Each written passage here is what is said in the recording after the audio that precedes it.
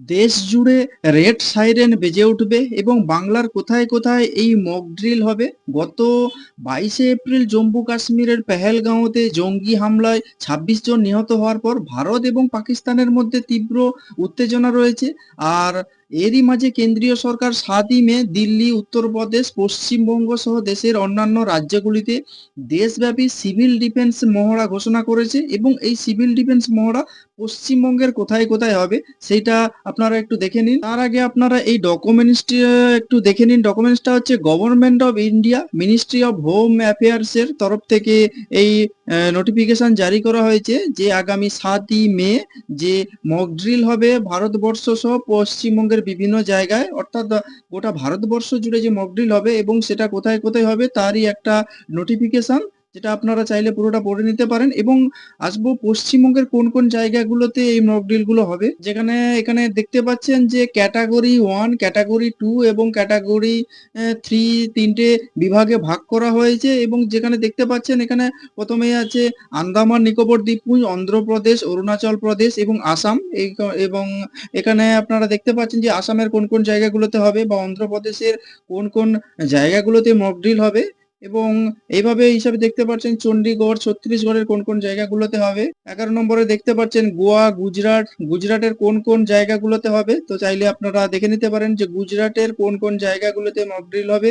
এবং হরিয়ানা, হিমাচল প্রদেশ, জম্মু অ্যান্ড কাশ্মীর, ঝাড়খণ্ড এবং ঝাড়খণ্ডের কোন কোন জায়গাগুলোতে মক ড্রিল হবে। এভাবে আপনারা দেখতে পারেন যে কর্ণাটক, কেরালা, লাক্ষাদ্বীপ, মধ্যপ্রদেশ, মহারাষ্ট্র, মণিপুর। তো চাইলে আপনারা পুরোটা এইভাবে দেখে নিতে পারেন। এবং এছাড়া পশ্চিমবঙ্গের কোন কোন জায়গাগুলোতে মক ড্রিল হবে সেটা ডিটেলসে আসছি। তার আগে একটু বলে নেই যে বুধবার দেশব্যাপী এই মহড়ায় ৩টি বিভাগে মোট ২৫৯টি স্থানে অনুষ্ঠিত হবে এই মক ড্রিল। এবং ৭ই মে দেশের বিভিন্ন স্থানে বিমান হামলার সাইরেন বাজবে এবং সেখানে অসামরিক নাগরিকদের যুদ্ধের সময় আত্মরক্ষার জন্য প্রস্তুত করার লক্ষ্যে মক ড্রিলগুলিতে অংশ নেবেন। এবং এটা যে কোনো সাধারণ বিষয় নয়, কারণ এভাবে দেশের সব রাজ্যকে মক ড্রিল করার কথা সচরাচর বলা হয় না, তবে কেন্দ্রের তরফে। তবে ১৯৭১ সালে ভারত পাক যুদ্ধের আবহে এমন মহড়া বা মক ড্রিল হয়েছিল রাজ্যে রাজ্যে। এই প্রথম এমন মহড়ার আয়োজন করা হয়েছে। আগামী বুধবার ৭ই মে এই মক ড্রিল হবে ভারত সরকারের তরফে বা ভারত সরকারের নির্দেশে।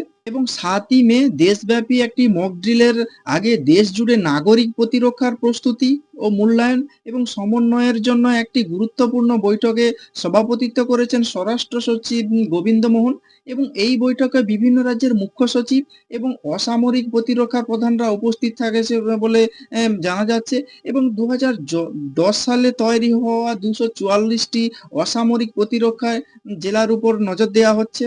রাজস্থান, পাঞ্জাব, জম্মু ও কাশ্মীর, পশ্চিমবঙ্গ এবং উত্তর পূর্বের মতো সীমান্তবর্তী রাজ্যগুলিতে অবস্থিত এই জেলাগুলিকে বহু বিপদ বা পরিস্থিতি অনুকরণের করে মহড়া পরিচালনা করার নির্দেশ দেওয়া হয়েছে। এবং জানা গেছে যে দেশের ২৪৪টি জেলার মক ড্রিল হবে। গোটা বিষয়টি দেখবে রাজ্য প্রশাসন, নেহেরু যুব কেন্দ্র সংগঠন এবং এনসিসিও অংশ নেবে এই mock ড্রিলে।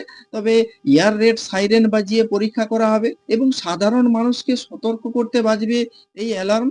School, office, community centre হবে ওয়ার্কশপ। এবং হামলা হলে কাছাকাছি জায়গায় কিভাবে আশ্রয় নেবেন তা শেখানো হবে। এবং হামলার মুহূর্তে মাথা ঠান্ডা রেখে কাজ করা সহ প্রাথমিক চিকিৎসার পাঠও দেয়া হবে এই মক ড্রিলে। এবং হঠাৎ করে যদি ব্ল্যাক আউট হয় বা অন্ধকার হয়ে যায় শহরগুলিতে, সে আলো নিভে আসে, তখন কিভাবে নিজেদেরকে রক্ষা করবেন তারও উম অনুশীলন করা হবে এই মক ড্রিলে। তাছাড়া সবথেকে গুরুত্বপূর্ণ বিষয় যেটা হচ্ছে রাতের অন্ধকারে কোনো এয়ার স্ট্রাইক হলে সেই কৌশল নেওয়া হবে। এবং ৭১ যুদ্ধের সময় এই কৌশল অবলম্বন করা হয়েছিল।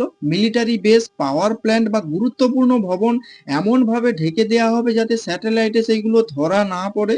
এবং ঝুঁকিপূর্ণ এলাকা শেখানো হবে কিভাবে দ্রুত উদ্ধার কার্য করতে হবে এবং কিভাবে সাধারণ মানুষকে উদ্ধার করতে হবে সেটাও শেখানো হবে। এবং পাকিস্তানকে জবাব দিতে দফায় দফায় বৈঠক করেছেন প্রধানমন্ত্রী নরেন্দ্র মোদী।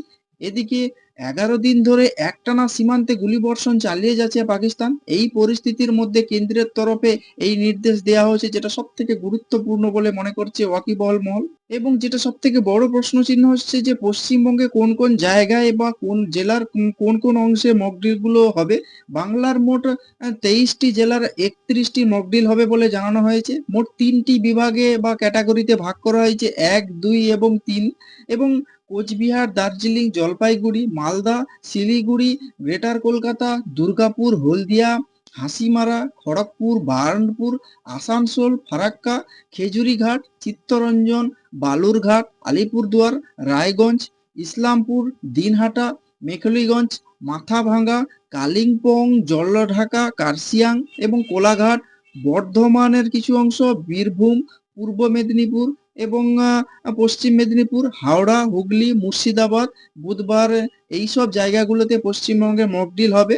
এইটুকু আমার আপনার গোটা ভারতবাসীর কাছে একটা জিনিস পরিষ্কার, ভারতবর্ষ পাকিস্তানের উপরে এক কঠিন পদক্ষেপ নিতে যাচ্ছে পাকিস্তানের ওপরে। এবং গত ২২শে এপ্রিল জম্মু কাশ্মীরের পেহেলগাঁওতে জঙ্গি হামলা এবং ২৬ জন নিহত হওয়ার পর ভারত এবং পাকিস্তানের মধ্যে তীব্র উত্তেজনাপূর্ণ পরিস্থিতি তৈরি হয়েছে। এবং ভারতবর্ষ পাকিস্তানের ওপর এক বড় সামরিক পদক্ষেপ নিতে যাচ্ছে। তার জন্যই আগামী ৭ই মে গোটা ভারতবর্ষ জুড়ে এক মক ড্রিলের আয়োজন করেছে বা মক ড্রিল করবে ভারতবর্ষ। এবং সাধারণ মানুষকে কিভাবে যদি যুদ্ধ আক্রমণ হয় বা ভারতবর্ষের উপরে যদি কোনো উম এয়ার স্ট্রাইক হয়, তাহলে সেই দিক থেকে ভারতবর্ষের সাধারণ মানুষ তারা নিজেদেরকে কিভাবে রক্ষা করবে এবং কি, কি পদক্ষেপ নেবে সেইটা অনুশীলন করা হবে। তার জন্য এই মক ড্রিল। তো আপনারা কি বলবেন এই বিষয়ের উপরে যে আগামী ৭ই মে এই যে মক ড্রিল হবে এবং এই মক ড্রিল নিয়ে যদি কোনো কিছু বলতে চান তাহলে অবশ্যই কমেন্টস বক্সে কমেন্টস করতে পারেন। আর নজর রাখুন নাচিন্দা টিভিতে।